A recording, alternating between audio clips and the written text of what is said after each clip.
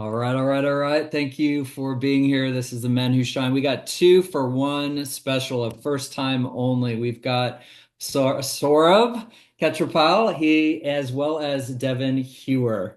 Saurabh Khetrapal is a philanthropist at his core, a dear friend of mine. His passion for wildlife conservation and social impact it had motivated him to create Fair Trade Safaris, which is the only luxury travel company that donates 100% of its profits to a variety of fully vetted wildlife protection, community development, and poverty alleviation projects around the world. So it's truly a labor of love more than a business for Sorum, and it's really his life's work. He's raised in Tanzania and Kenya. And so he developed a keen appreciation for Africa as well as African cultures and societies. And he learned to thrive as a multicultural individual. He spent his early childhood and adolescence in East Africa and moved to the United States in 1990 for his university education. Uh, he got his degree in computer science and math, and he founded his first enterprise software company in 1995, which is really impressive. That was the year that I graduated high school, Saurabh, and I think that you might even be younger than me. So we're going to touch on that in a minute. He's got business acumen, appetite for challenges, and a driven personality. So become a highly successful serial entrepreneur. He's the founder of three technology startups, plus several other initiatives, as well as an active venture capitalist and private equity investor. I first met him as he sponsored one of my first food truck festivals years ago.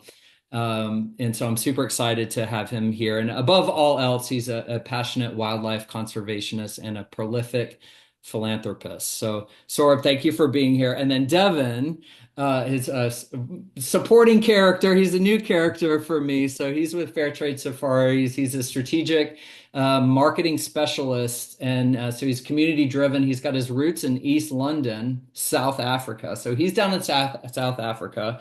He's on the rainbow. He's a rainbow brother, so he's going to give us the rainbow perspective here today as well. And he's known for his creative edge and digital savvy. He's passionate about building meaningful brand experiences that drive engagement and growth. But beyond metrics, he's committed to using marketing as a force for good, connecting people and creating impact, and always keeping purpose at the core of his work. So, Devin, thank you for being here as well.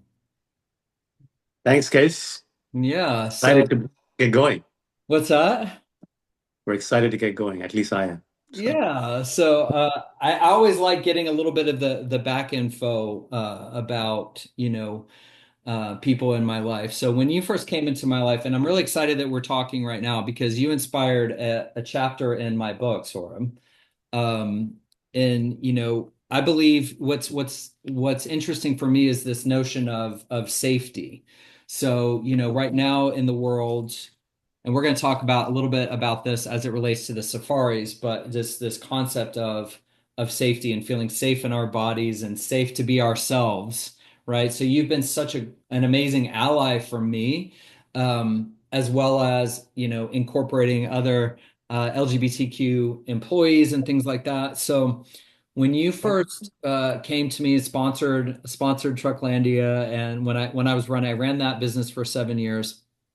What what led you to, I mean, it's kind of twofold. Like, what led you to start Fair Trade Safaris, to move from this software type thing that you were doing and engineering and math and all this to something that feels completely on the opposite end of the spectrum. So tell me kind of what led you to that. And then, obviously, you getting involved in the community and things like that. We can touch on that, but I'm curious. I've never really known that part of your journey. yeah, I think that as individuals, especially in this day and age, it's very quick and easy to summarily put, label on an individual. You are X, and for a long time, my identity was, for the most part, for the outside world, um, as an entrepreneur, a tech entrepreneur at that. Um, but obviously, we all know underneath that label, there's a lot of complexity. There's a lot of texture. and actually beautiful complexities, right? I mean, so and the same thing applies to me. You know, obviously I had a knack for an acumen for technology, entrepreneurship, starting companies, exiting companies. But there's always been another part of me that wasn't fully nurtured until I started Fair Trade Safaris. That's been there since I was a young child. Since I lost, you know, the first memory I have of, passion for wildlife, for communities, for people, goes back all the way back to like 8 or 9 years old. So I have actually been passionate about wildlife since I was a young kid. Um, and if you want the long story, I actually met the great and now late, she passed away, Jane Goodall, um, the the late and great Wow. wildlife conservationist. When I was 9 years old, it was a chance meeting. She did her research work and her conservation work in Tanzania, and our paths just crossed just sort of coincidentally. And I was like, I want to be like her. I want to be her. So I think that my passion for conservation, I didn't know the word conservation at the time. I just loved animals, and I thought she was doing some really good things for animals. For her, it was chimpanzees and obviously the whole ecosystems around rainforests and chimpanzees in Tanzania. But yeah, I mean, I've been passionate about wildlife and conservation, and my love for wildlife really springs from my love for elephants. So from a young child, I mean, like you said, I grew up in East Africa, so we were doing safaris as a family since I was, 8, 9 years old. And for me, the favorite animal to see while on safari, a lot of my friends and a lot of other kids loved to see the cats, lions and leopards and cheetahs. For me, it was all about elephants. So I think meeting Jane Goodall at that young age sort of lit that fire in me to do something to protect the beautiful animals that we have in Africa and around the world. So obviously, my life trajectory took my path to something that was very non-organic or non-wildlife related, which is technology and entrepreneurship. But when I had my first exit, when I first sold my first company, I was 28 years old. Um, I decided to do something with the money besides just buying flashy things and serving myself and my my needs and wants. I wanted to do something with that money that was more soulful. And I started a nonprofit. This is 2001 to do wildlife conservation. Again, focus on elephant conservation in East Africa, in Tanzania and Kenya. So 2001, that's 24 years ago. So when I had the first exit, when I sold my first company, it was an enterprise software company. It was the first time I could really put some fuel to the Mm. fire of helping wildlife, helping communities, because I finally had some money, some resources to be able to pour into those initiatives. Hmm. So yeah, I started a foundation in 2001. Initially, it was focused on just wildlife conservation in East Africa, in Tanzania and Kenya, with a penchant for elephant conservation. But in the past 24 years, since that was germinated and seeded and funded, um, that mission has expanded to not just wildlife conservation, not just East Africa, but across Africa and across the world. We have projects in the US we have funded as well, mainly community projects. I mean, poverty alleviation, uplifting communities and people. And part of that journey has been also providing support, financial and otherwise, to the LGBTQ plus community. Let's call it the family, the family, right? Hmm. So the rainbow family. So I mean, growing up, I've always been, just sort of naturally didn't make sense to me just because you were a certain way that you should be discriminated against, whether it's race, sex, orientation, even economic background, So it sort of was part of that thematic, vision statement to uplift everyone who needs that support. And it was incumbent upon me to be able to provide whatever I could. Um, my voice, my support, my network, and obviously money to uplift causes, initiatives, communities that I could help. So I don't know if I've answered your question, but yeah, so the passion for helping initially wildlife animals in Africa expanded to wildlife animals all across the world and in habitats, environments all around the world, and then obviously to people all around the world. And then in 2014, when I sold my third company, I'd done a couple of tech companies between 1995 and 2014, in that 19-year period. I decided to focus much more so on the conservation work and the social impact work. And, the idea was to sort of converge my acumen for starting companies and growing companies and providing resources and support to the causes that I was passionate about, that I'm passionate about. And that's where the convergence of those two things were what really birthed Fair Trade Safaris in 2014. And so, yeah, we started in 2014, 11 years ago. We do, high-end safaris, curated safaris in Africa. And like you said, 100% of the profits and the proceeds go to supporting these causes and initiatives in Africa, in the US, around the world. Yeah, that's really, really good stuff. So, I'm curious, if you remember, so for someone like myself who, kind of has gone through different, let's call feast famine, this entrepreneur cycle, but underneath that, kind of this underlying, let's say, internal discrimination, right? Whether or not it's from the society that says you can't do, be, or have, or you're fundamentally flawed, or there's something wrong with you. So, in my experience of being an entrepreneur and a business owner and owning restaurants and having all these things, but also having a wife at the time. And so, there was this underlying energy of deprivation. And so in that energy of deprivation, I'm not in that energy of giving back. Or, you mentioned having a business or doing something that nourished you or nurtured you or fulfilled you. So you kind of took a little bit of the detour, but the detour also kind of came back, allowed you to come back to yourself. And so I've noticed in my journey of, I'll say choosing authenticity. I don't necessarily like the phrase coming out of the closet because I like to envision a world where the closet doesn't exist. People are like, what do you mean come out? What is there to come out of? There's nothing to. So, this world of choosing authenticity. For me, I've been always digging underneath the layers.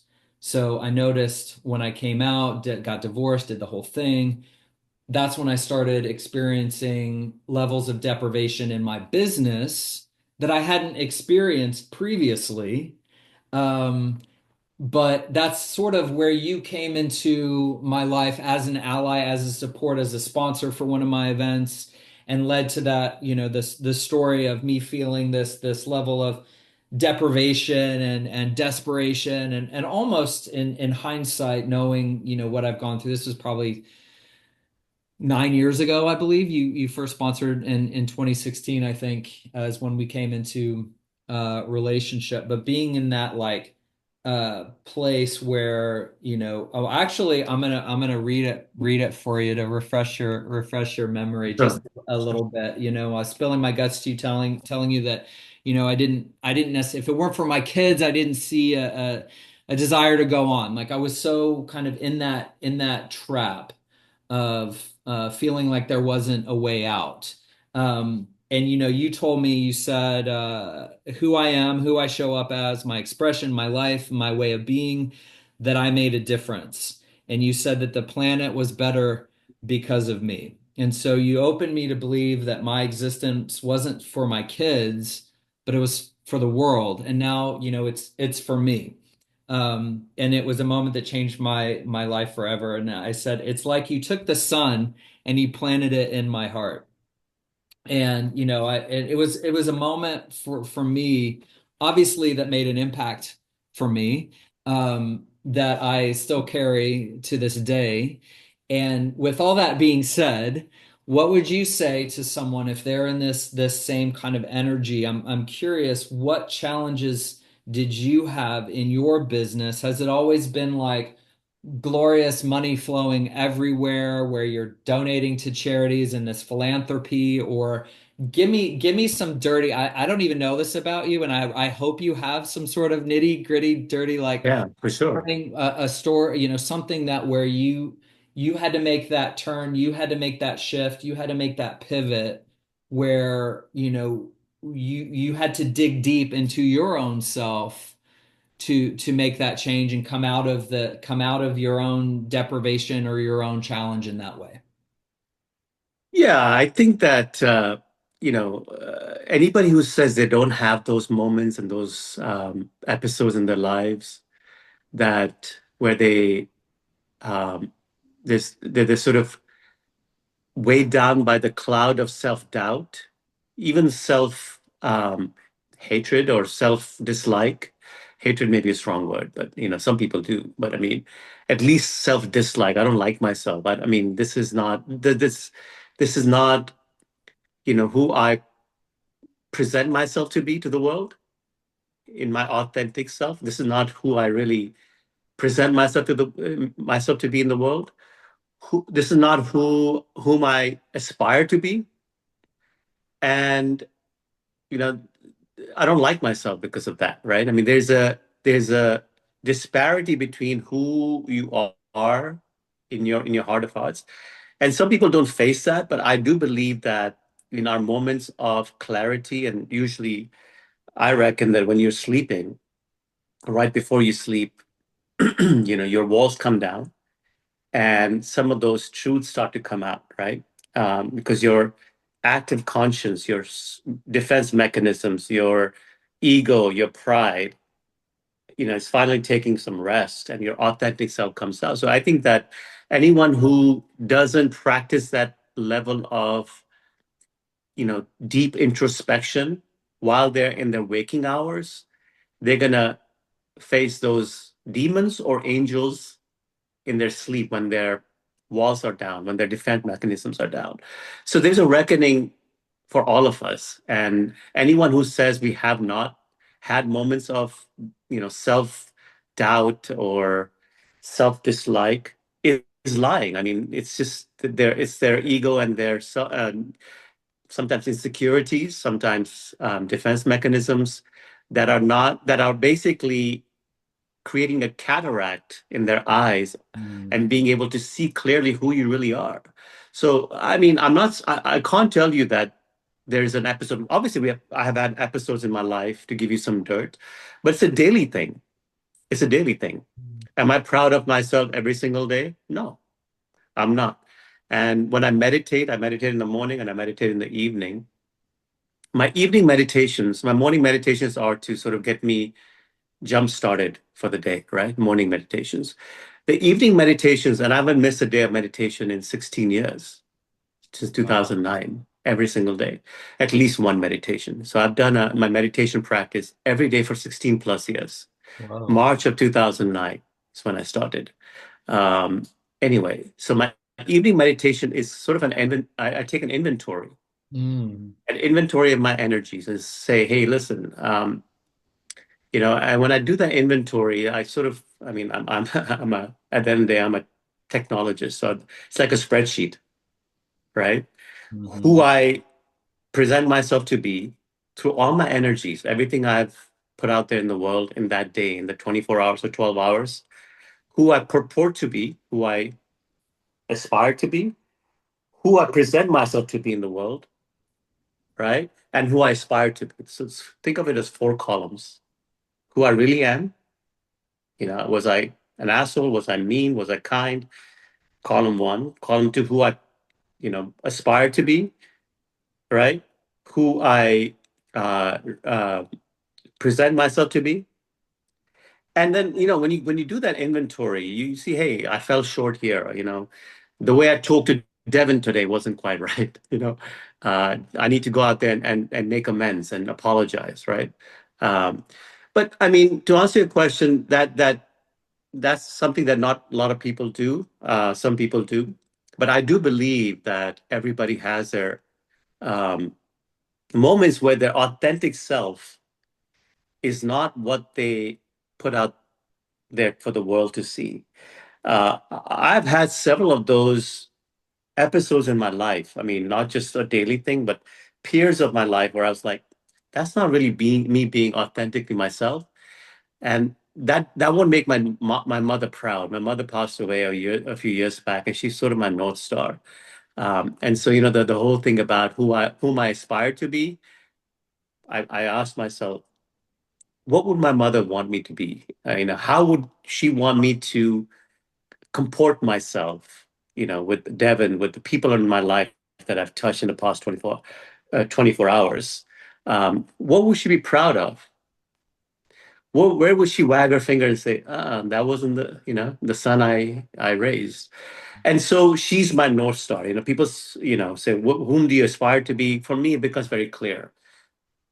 Who would my mother want me to be in all of the different interactions I've had in the past 12 hours, 24 hours?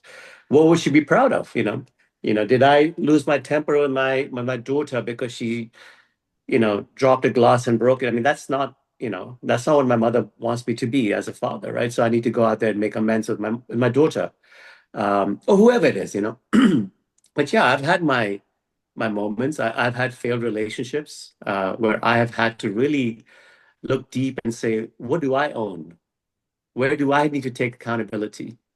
And some of those answers are not fun to face. Uh-huh. They're really, really difficult to swallow. And when people, step one is to really accept that everything we do and all the energies you put out there are not all positive. Some people never even get to that point. Mm. They have this sort of, like I said, a cataract, a cloud of, or fog of defensiveness or insecurity to really say, you know what, I'm not perfect. I'm a work in progress. I'm a person in the healing journey. I'm Mm. not healed.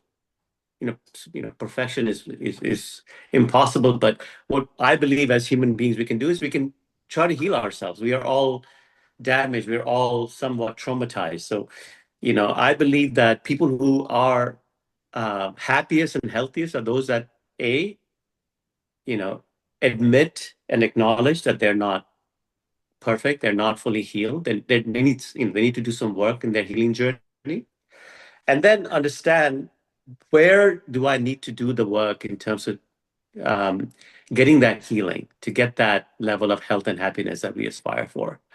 And yeah, so my divorce, made me question a lot of things. Initially, like we all do, our ego and our defensiveness, you deflect.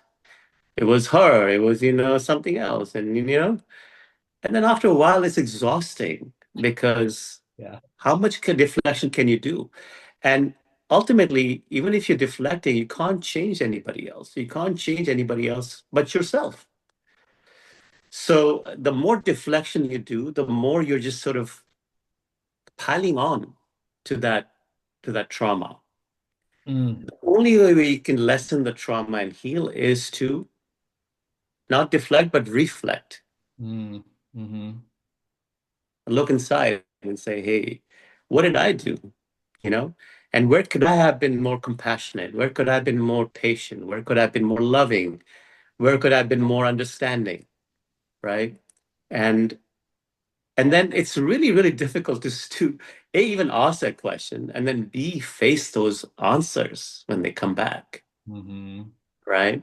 And for me, like I said, what works for me is the stillness of meditation. Yeah. When I'm in that stillness of meditation, my ego is down, my I practice what's called transcendental meditation. And if you know anything about TM, the whole idea is to get down to stillness, where the monkey chatter, the waves at the top of the ocean are not affecting, your thought patterns, right? You're going below the ocean, the top of the ocean waves to the bottom where it's stillness. So Mhm. there's not a whole lot of pollution, a Mhm. lot of static in the frequencies in your mind, Yeah. and you have more clarity that way. So in my moments of stillness and meditation, those questions are asked and answers um, are harvested. And Mm. sometimes those harvests are not fun to look at. I mean, you're like, damn, you know, that was a pretty harsh way to look at the situation. So yeah, I mean, so that example in my failed relate, I would say failed. I don't think it was a failure at the end of the day because we both grew from it, right? That's So that was I don't. So let's say the divorce, right, made me really sort of look myself in the mirror. It was hard, man. It was really tough to face myself. And then the question is, what do you do about it? mm, Now that you know where I have failed, where I could have been better, what do you do about it, right? And that's where the next steps are taken in the healing journey. mhm, So if I were to really put my finger on something that um, made me face my demons or had those moments of self-doubt and I wouldn't say loathing, but self-dislike was really following my divorce and everything that sort of unraveled from that and but it's a daily thing for me. I don't think that it's an event. It's a daily process. Yeah. Not everything I do every day is wholesome or, like I said, the columns, right? right. Everything I do every day, all the energies I put out there through my words, through my deeds, through my thoughts and attitudes, the energies I put out there are not all positive energy. It's not. And so when I meditate in the evening, I ask myself, where did I fall short? What are the energies I put out there that my mom would be like, my mother, my North Star would be like, yo, son, that wasn't right. And okay, that gives me an inventory of where I need to, and what can I be proud of as well. So the inventory of of my all my energies. There's some things that I'm proud of. It's kind of like a balance sheet, your assets and your liabilities, right? What are Yeah. the positives? What are the negatives, right?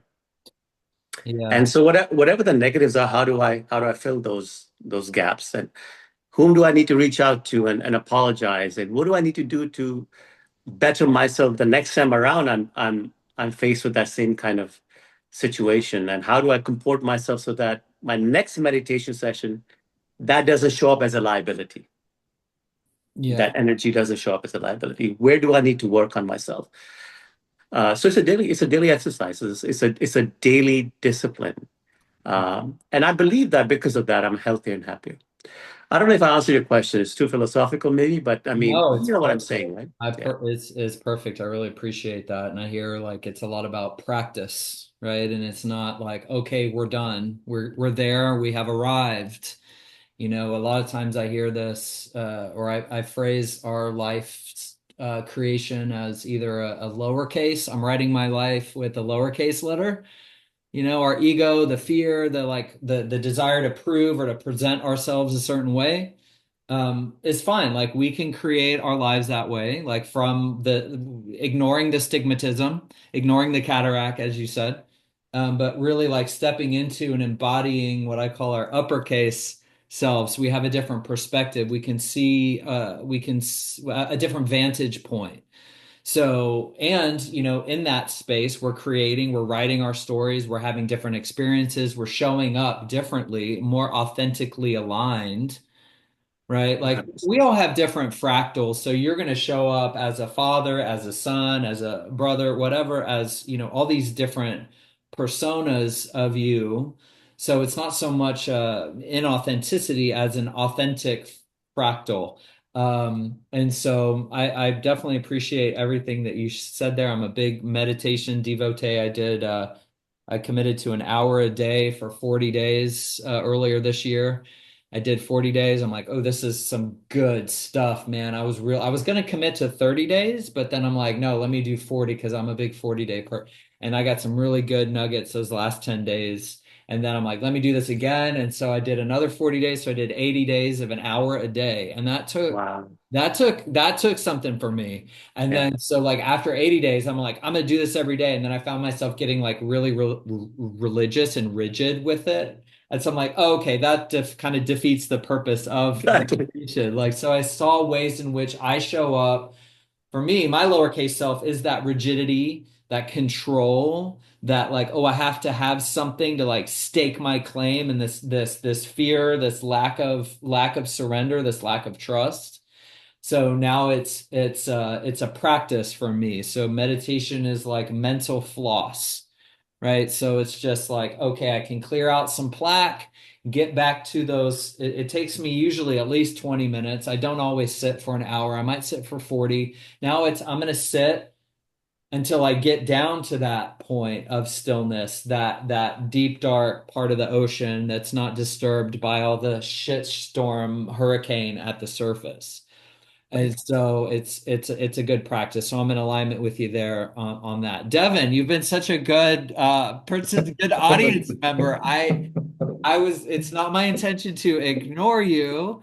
You're here, you matter, we appreciate you. I'm curious in everything that we've shared so far, in your experience of, well, like coming out, choosing authenticity, getting married, living as a gay man in South Africa, what sort of challenges have you faced in your own, life of being your authentic self, showing up as your authentic self, and how did you come into alignment with Sorb and fair trade? Oh, it's a broad question. Let's On a start hot with, seat now, Devin. yeah, sure. My authentic self. So I came out when I was really young. So I was 13 when I initially came out. It That's wasn't not a case coming of out. I didn't have a boyfriend or anything like that. It was just a case of I knew something was different. So my mom and I always had open communication. So it was a discussion point. And it was a discussion point for 6 years after that until I officially had a boyfriend. And yeah, then I officially came out as 100% thoroughbred gay. Um, Uh, but yeah, so life in South Africa is very different. Like the dynamics in different areas are very unique. So it depends on like different areas that you go to, the way that you get seen or perceived. So yeah, so there's that. And then in terms of work specifically, I worked in a very male-dominated environment, so electrical engineering, construction. So it's very male-dominated. And I must be honest, I thought it would be a challenge for me because men can typically be rigid, like boxed. And in my experience, the more they got to know me, the more I relaxed around straight people. So I think that that just helped me become who I am today. So I am unapologetically myself. So I will talk about my husband openly now. I think he probably helped me do that after we got married and everything. But yes, dealing with straight people, specifically straight men, I think that was my biggest challenge in life. I've always been good with people. I've got a good rapport with most people. I've got great acumen to just adjust my persona according to who I'm dealing with. But again, that's because of how I grew up, judging or reading a room, so that I could make sure they got the mask that they should, which isn't uh, always the best approach, but yeah, I'm good at that. So I always gave the mask they needed. And after many years, now I'm 40, I don't wear a mask anymore. I'm 100% authentic. I'm myself. Everybody who gets to see me now, it only gets to see this version. And how I got introduced to Saurabh was through a mutual colleague who said that there was this opportunity to work with him in marketing specifically. And I was like, okay, well, I'm not 100% convinced, but anyways, after a discussion with Saurabh, I think my whole mind shift changed because I've always wanted to give back to the community in an impactful way, which I've done in small little ways like cancer drives or things like that, where you, I don't know, get presents for the kids that have leukemia or whatever at the local government hospital here in South Africa. And that was my way of giving back. But I found that this is probably a more significant way to give back because it touches way more people than I expected. So my purpose, I've always wanted to give back. So that's my ultimate goal in life, is to give back to the community. And I think that this made it possible to align that purpose with me going forward. So yeah, and then obviously after a few discussions with Saurabh, you've heard him speak. He's very uplifting. I don't know. He enriches you in a way that I can't specifically explain. But yes, he's always had a uniquely positive impact on me. Even if we have tense moments, it's still uniquely positive because he always does it with this thing of intention, where he honesty, integrity, and purpose. So never anything malicious, always something positive to give back. And yeah, we've had one or two heated moments, but it's been, I think I've learned a lot out of those moments because it just showed me that not everyone expect certain things from you. They say, okay, I'm here to listen. Let's talk. Let's gauge it together. If you didn't understand what I said, what did you understand? And then let's adjust how we speak going forward. So yeah, I think that was the biggest takeaway I've learned so far from Saurabh, and we've been together for almost 2 years. And yeah, it's a relationship that I think is solid.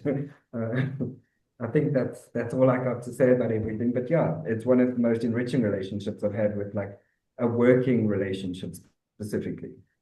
Yeah, I appreciate that. And so that's a good segue into, like putting down what I hear in the commonalities with both of you is this putting down of the various masks or versions, inauthentic version, experiencing sort of the exhaustion around having to micromanage your own self-expression and being now giving yourself permission to be fully yourself, to show up fully as yourself. And then there's this collaborative exchange and understanding of value.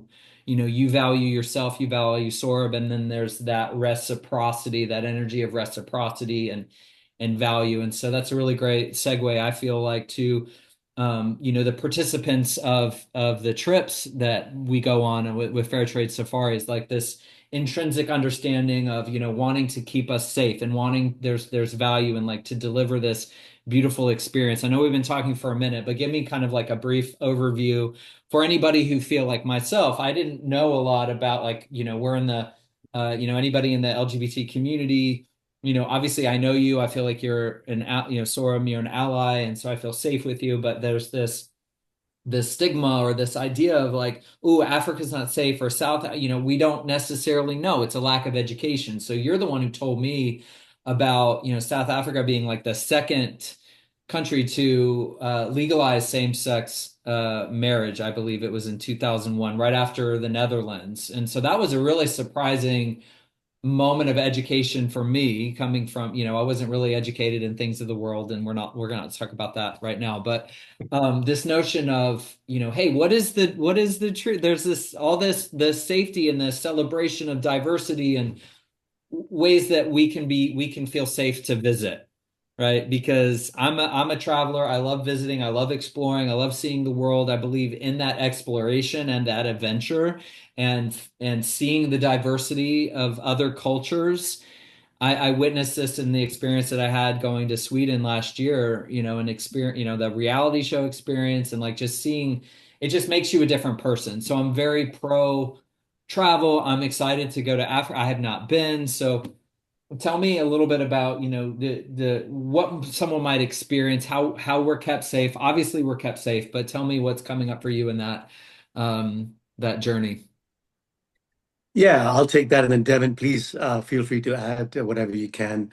The first thing I will say is that Africa is a huge continent and very, very diverse in terms of languages, cultures, values, um, and specifically as it relates to the LGBTQ plus community, right? And so it's a huge continent. So we have to basically um, have this conversation around individual countries and even within individual countries, individual communities. Um, so to your point, Case, November 30th will be the 19-year anniversary, November 30th of this year, of South Africa legalizing same-sex marriage. So same-sex marriage has been legal in South Africa since 2006. 2006. Yeah, 2006. Way earlier than the US, way earlier than a lot of, what, we term as liberal countries, more liberal countries, you know. So it's surprising, but it's true. And then within South Africa, there are certain cities that are much more friendly to the family, to the rainbow family than others. Obviously, the bigger cities are friendlier, Johannesburg and Cape Town specifically. Cape Town has a very open sort of as a zeitgeist, as a collective. Cape Townians tend to be more accepting of different diversity than other parts of South Africa. And yeah, I mean, like you said, and Devin, I'd like to sort of have you comment on this, but before I turn it over to you, I will say South Africa is very open-minded, especially in Cape Town and Johannesburg, Cape Town specifically, but also Johannesburg. And most of our trips are centered, or the anchor point is safaris out in the wildlife. So out in the national parks and reserves.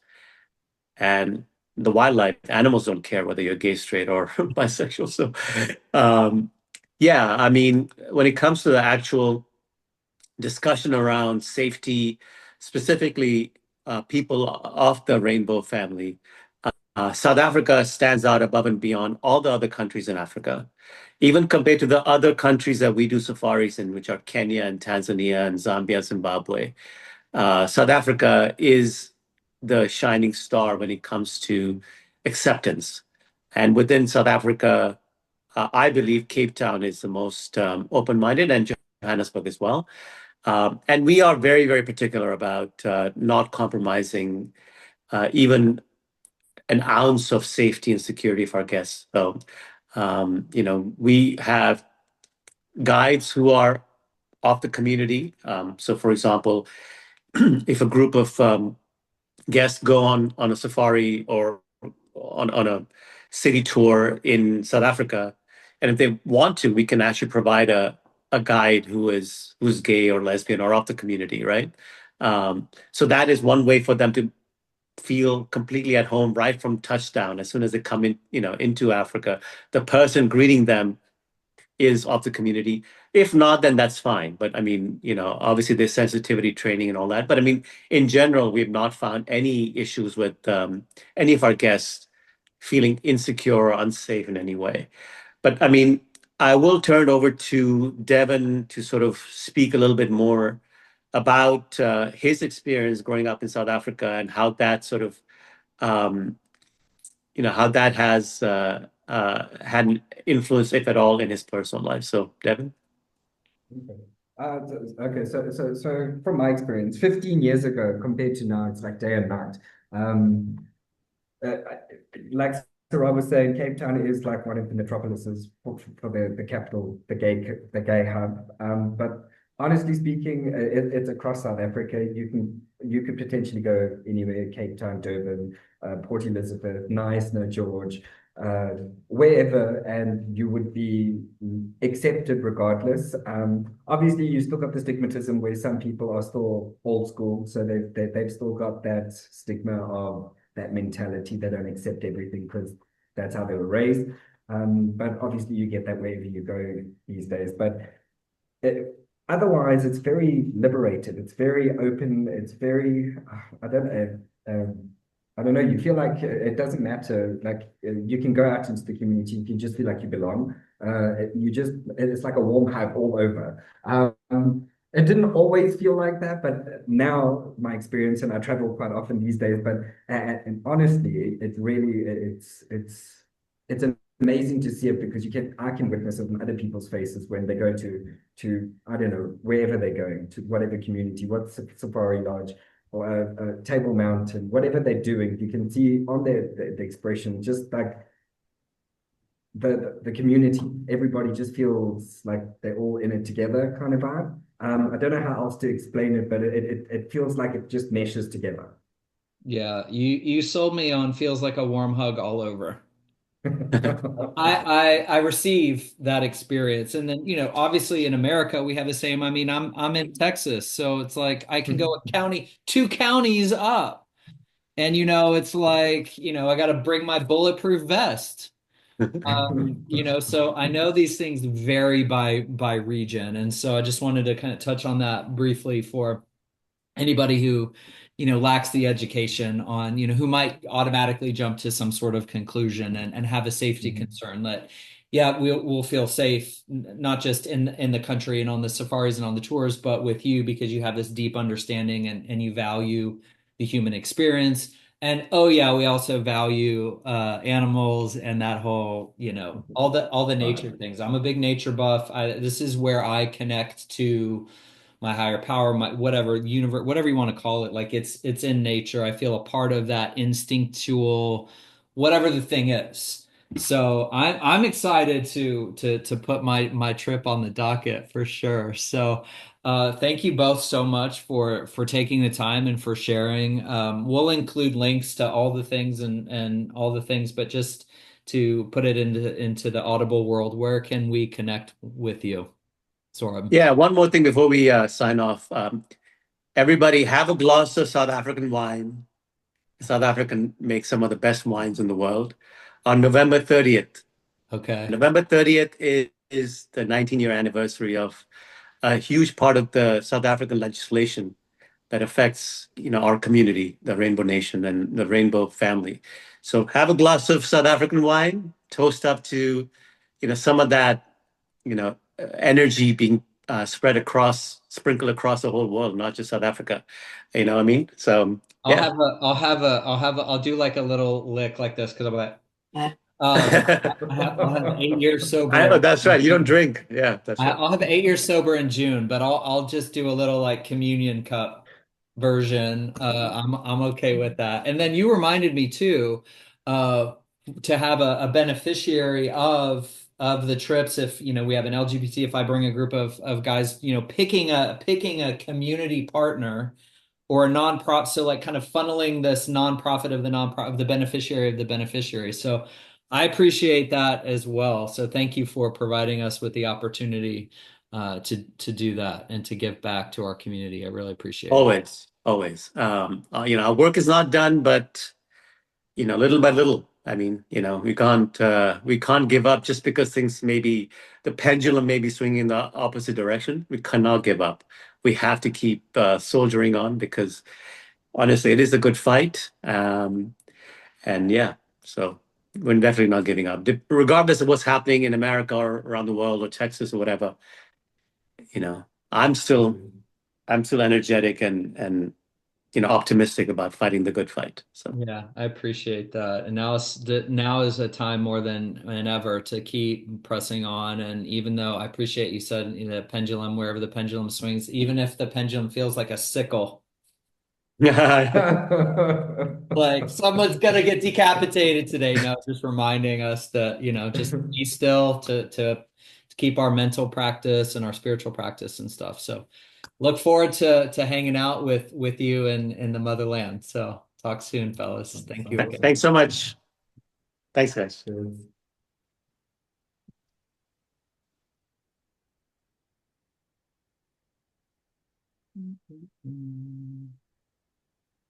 Let's see. Stop.